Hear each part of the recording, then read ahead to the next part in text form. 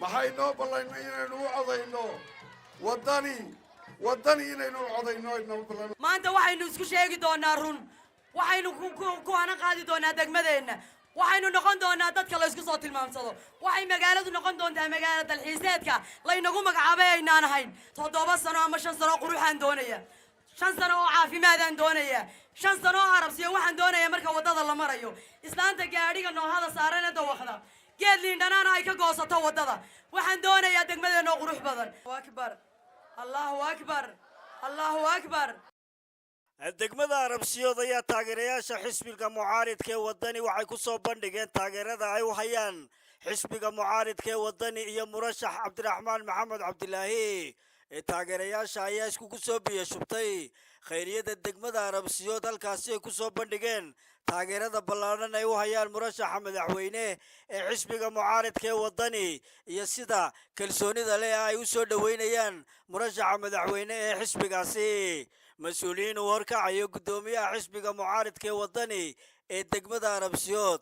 ayaa fagaaraha khayriyada ee degmada arabsiyood waxay ku soo bandhigeen taageerada ay u hayaan xisbiga mucaaridka ee wadani iyo murashax cabdiraxmaan maxamed cabdilaahi dhammaan mas-uuliyiintii halkaa ka hadashay ayaa waxaa ka mid ah hadalladoodii hiilka walaaleeye ee walaalaheenna laynoo kale maxaan ku dhahdaayay laynaga dhex shaqeeyey ee go'an laynoo kala ridayo inaynu u hiilinaan doonayaa cabdiraxmaan waa tolkeen nin meel kale ka yimid ma aha nin laascaanood inooga yimid ma aha waa nin muuse biixi la dhashay weeyaan maangaabkaa wax kale loogu sheekaynaya reer arabsiyoodo waxaan idinku dardaarayaa codkeenna inaad igu waraysan doontaan haddii sanaaduuqda arabsiyood laga helo codka isbedel doonka hiil walaal iyo cabdiraxmaan wadani haddii laynaga helo wallaahi wax badan baa iska keen bedeli doona reer arabsiyoodo waxaad ogtihiin halkaan inoo taaganahay waxaad ogtihiin damqashada aan magaalada u qabo waxaad ogtihiin inaanan qolo ku salaysnayn waxaad ogtihiin inaan qabyaaladda aanu iska aaso dadka reer arabsiyood waa yimid ma kala jecli reer arabsiyoodo waxaan doonayaa inaynu la jaan qaadno dee maanta caasimadaha somalilan waxaynu nahay magaaladii wax soo saarka waxaynu nahay magaalo biyale waxaynu nahay magaalo beerale haddana maanta waxay naga qurux badan tuulooyinka ataysay maanta waxay naga qurux badan allay baday oo qudradeedu maanta taalade waxaana waxay noogu wacan dib u socodka la shaqaynayay in xalayto waxa weeye guryahooda loogu tegay oo shilimo yar la siistay oo hankooda halkaa hoos loogu dhigayo waxaan idiin sheegaya reer arabsiyoodow waad arkaysaan xalay isbedelka somalilan halkuu marayo maxaa degmadan duleynaya degmadu ha ka baxda qabyaaladda iyo kaarka reer hebelka iyo kaarka ina hebel ha laga baxo reer arabsiyoodow heeryada iska roga hadalka sii badin maayo waa laydaba taagan yahay runtii waynu isku dambaynaa xafiiska inoo furan waynu isku waraysan doonaa waxaa inoo ballana xafiisyada degmada arabsiyood koona walba hagaga yaalle inaad xogta u doonataan oo waxa weeye reer arabsiyoodow waxaa jira baa daboolka ka qaadaan wasalaamu calaykum waraxmatullaahi wabarakaatu walaalayaal waxaa ogtihiin reer arabsiyow wax soo saarkii magaaladan arabsiyo ay lahayd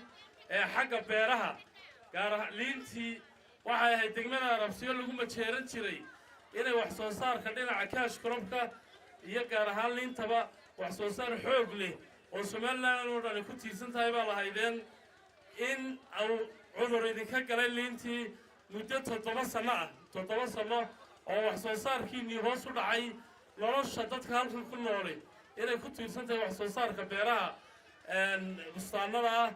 7 sanana dawlad idiin soo gurmatay iyo wasaarad beer oo idinka waraysa midna ma jirto waxaa lagama maarmaana maanta fursad baa hesheen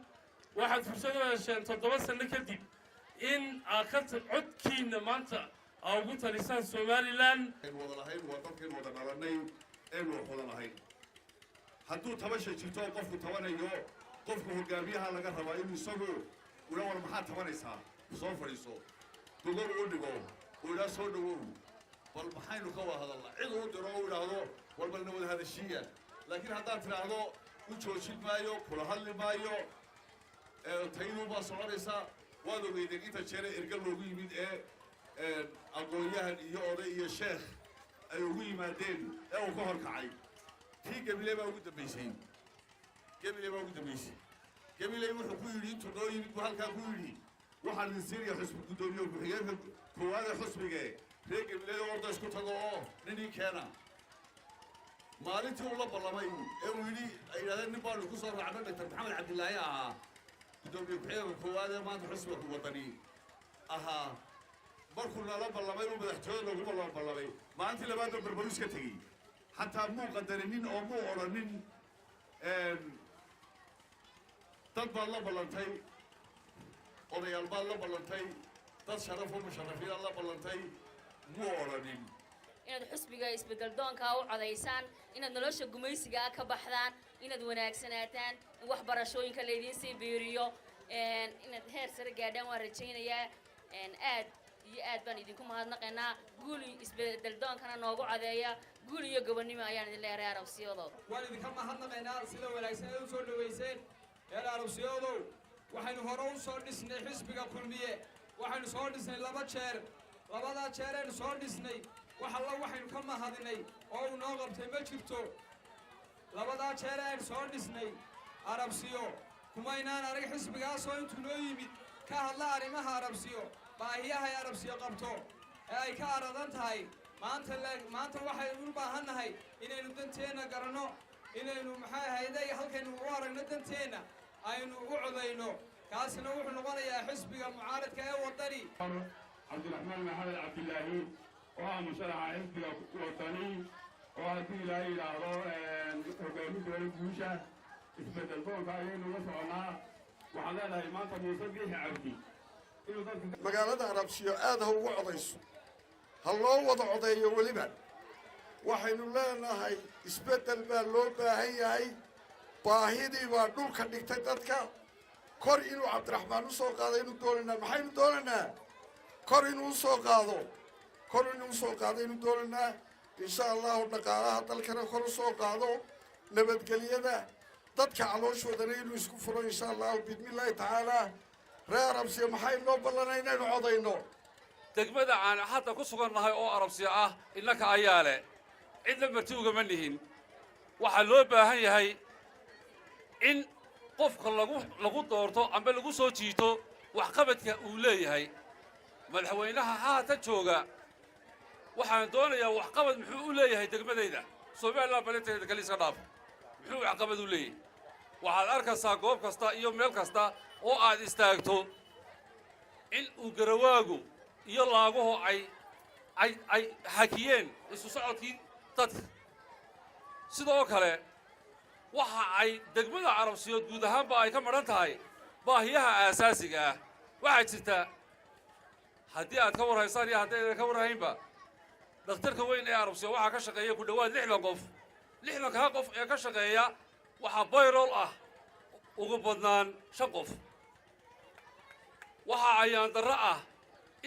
in aynu u haysanno in shaqaalaha 60 ah ee ka shaqeeya cisbitaalka guud inay yihiin bayrol balse ay yihiin aan bayrolin sidaa la ajligeed waxaan leeyahay waar cid kasta oo dan inoo haysaa innaka